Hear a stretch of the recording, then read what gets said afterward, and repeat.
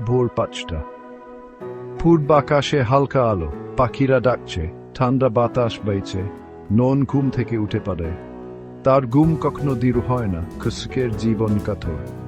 নয়ন একজন সাধারণ খুশক, মাটি আর মানুষের সেতু বন্ধন। তার দিন শুরু হয় লানল খাউন্ডে, মাঠে পা রেখে।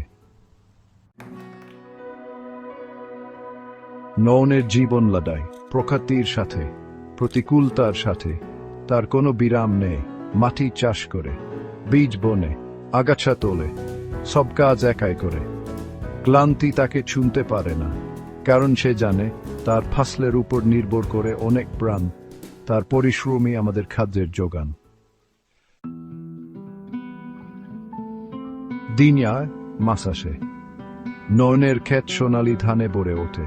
তার চোখে আনন্দ, মনে আশা।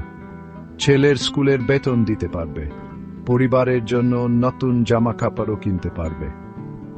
কিন্তু বাজারে গিয়ে তার স্বপ্ন ভেঙে আয়। ধানের দাম তুচ্ছ, তবু সে হাসে, কারণ সে জানে তার ফসল কারো না কারো ক্ষুধা মেটাবে। নয়ন একজন নীরব নায়ক। তার কোনো সুপার পাওয়ার নেই, কোনো ক্যাপ নেই, তবু সে প্রতিদিন লড়ছে।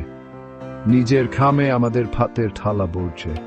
নয়নের মতো কৃষকরাই আমাদের আসল নায়ক। তাদের প্রতি আমাদের কর্তব্য থাকা উচিত।